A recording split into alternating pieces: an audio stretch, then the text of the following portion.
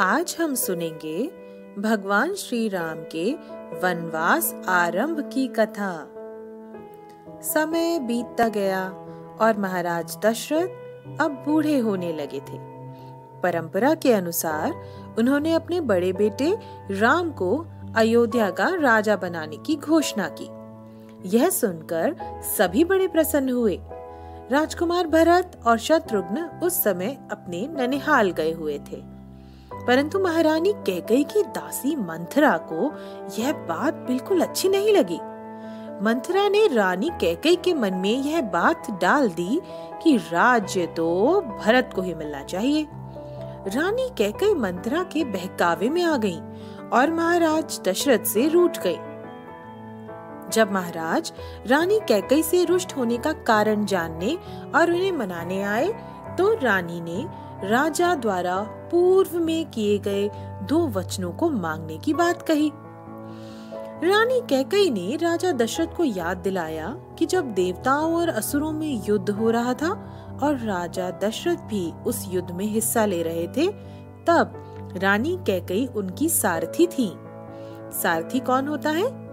रथ चलाने वाले को सारथी कहते हैं। उस वक्त युद्ध में महाराज दशरथ मूर्छित हो गए थे और रानी कैकेयी ने उनके प्राण बचा लिए थे। तब राजा दशरथ ने उनकी वीरता से प्रसन्न होकर उनसे 2 वचन मांगने के लिए कहा, परंतु रानी ने कहा वे समय आने पर उनसे ये वचन मांग लेंगी और अब वे चाहती हैं कि राजा उन्हें वे वचन अभी दे दें। रानी कैकेयी ने पहले वचन के रूप में अपने पुत्र भरत के लिए राज सिंहासन मांगा और दूसरे वचन में उन्होंने श्री राम के लिए 14 वर्षों का वनवास मांग लिया।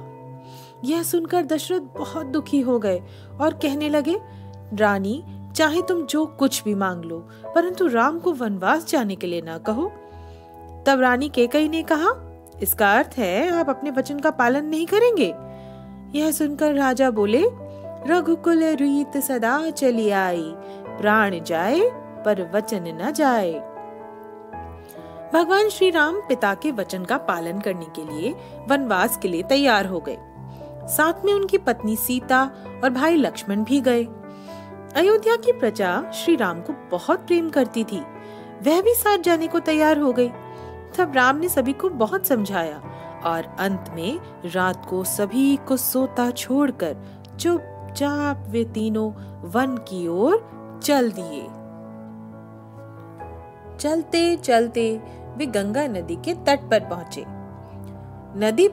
नदी पार करने के लिए वहां खड़ी एक नाव के मालिक केवट से कहा कि हम नदी पार करना चाहते हैं, परंतु केवट पहचान गया था कि वे प्रभु श्री राम हैं और उसने कहा कि मैं आपको नदी तो पार करा दूंगा, परंतु मुझे डर है कि जैसे आपके चरण स्पर्श मात्र से वह पत्थर की शिला नारी अहिल्या बन गई थी, कहीं वैसे ही मेरी नाव भी परिवर्तित हो गई तो मैं क्या करूंगा?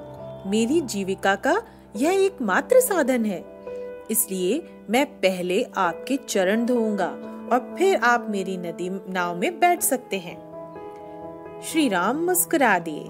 वे समझ गए थे कि केवट यह मौका गंवाना नहीं चाहता है, इसलिए उन्होंने अपने चरण धोने की आज्ञा दे दी और केवट ने उन्हें खुशी से गंगा नदी पार करवा दी।